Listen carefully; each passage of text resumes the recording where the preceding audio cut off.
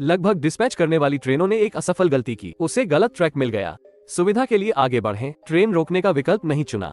इसके बजाय उसने ट्रेन को लो गियर में चलने दिया। उसने बिना अनुमति के टोपी छोड़ दी, दौड़ने की कोशिश की और यह सिर्फ मैनुअल रूप से ट्रैक था। उसने सोचा कि वो समय पर है, लेकिन यह एक ऐसा कदम था जिसका उसे जीवन भर पछतावा रहेगा।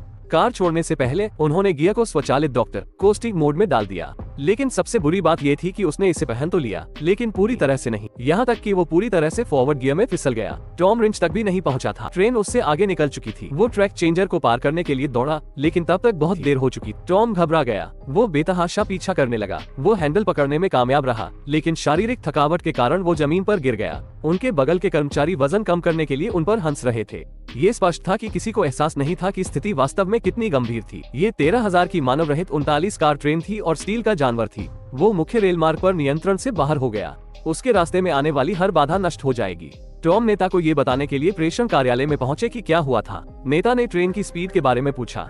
टॉम ने सोचा कि ये 10 किलोमीटर प्रति घंटे से कम था। एक बार आलोचना के कुछ शब्दों के बाद जब नेता ने सुना कि यह गति वास्तव में तेज नहीं है, तो उन्होंने इसकी परवाह नहीं की और उन्हें पकड़ने के लिए गाड़ी चलाने दी। लेकिन ट्रेन की गति कल्पना मात्र थी, वे पकड़ नहीं सकते। और सबसे बुरी बात यह है कि ट्रेन किस दिशा में जा रही थी। बच्चों से भरी एक पर्यटक ट्रेन के ठीक सामने।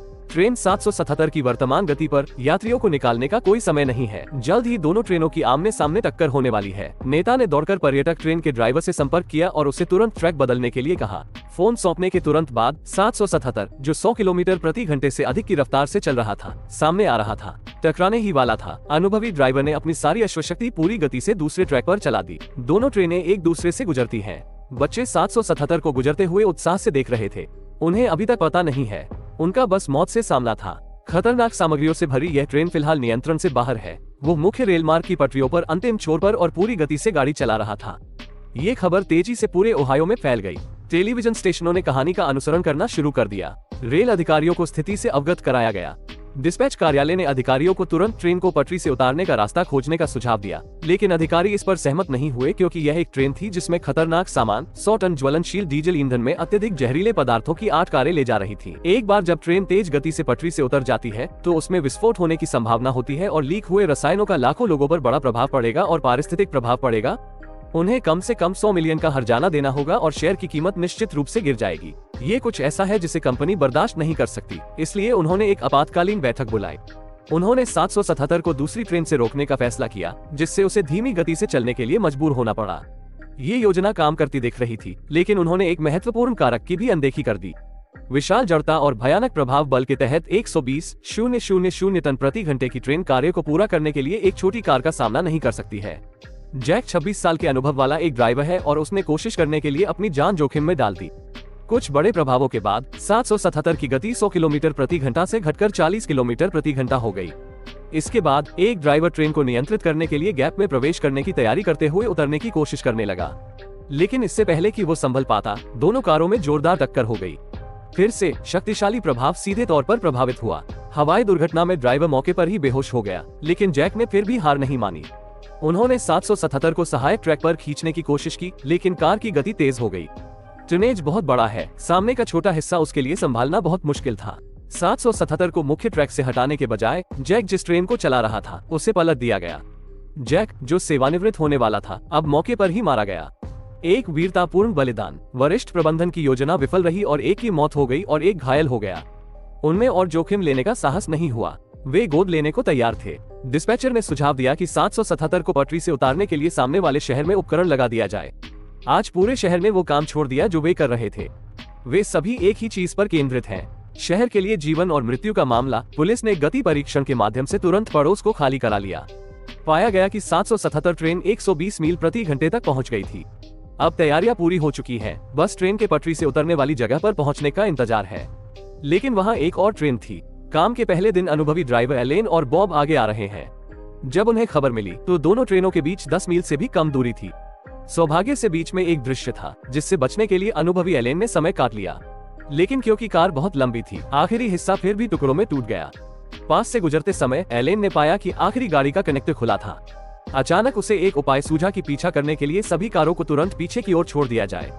उसने सील जानवर की पूंछ को धीमा करने के लिए उसे टुटा की तरह फंसाने के लिए अपने सामने के सिरे का उपयोग किया, लेकिन अधिकारी इस बात से सहमत नहीं थे कि पटरी से उतरने वाला उपकरण पहले से ही लगा हुआ था।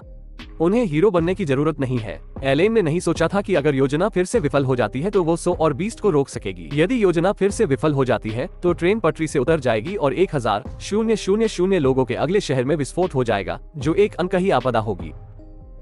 777 के ठीक बाद वे पटरी से उतरने वाले उपकरण पर पहुंचे और एलेन का अनुमान सही था, पटरी से उतरने वाला उपकरण बेकार था।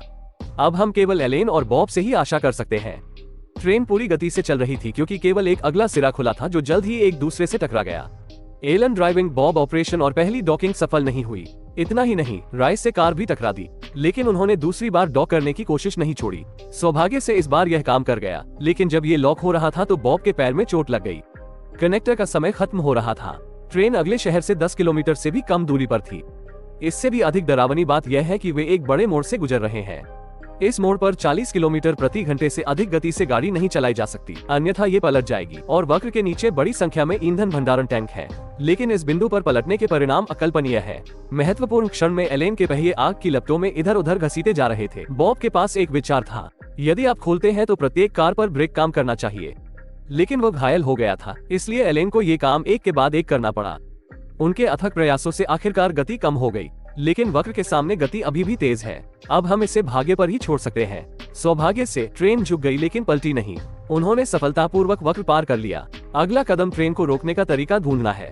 इस बिंदु पर ब्रेक डिस्क के अधिक गर्म होने के कारण ब्रेक सिस्टम ध्वस्त हो गया। ट्रेन फिर से तेज गति से चलने लगी। एलन ने नियंत्रण पाने के लिए कैब में भागने की कोशिश की, लेकिन क्योंकि सामने वाली कार बहुत दूर थी, इसलिए कूदना असंभव था। तो हमें क्या करना चाहिए? अचानक एक पिकअप ट्रक निकल पड़ा। उसने बॉब को कार के पीछे कूदने के लिए कहा और वो लोगों के साथ ट्रक के सामने आ गया। सब सामने। स्क्रीन उनके लिए घबराहट भरी थी। बॉब में अपना मौका देखने का साहस था।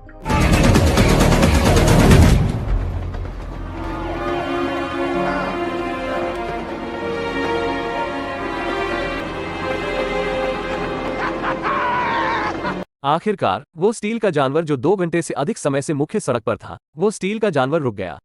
यह वास्तविक घटनाओं पर आधारित फिल्म है। ये देखने लायक है। अगले वीडियो में मिलते हैं।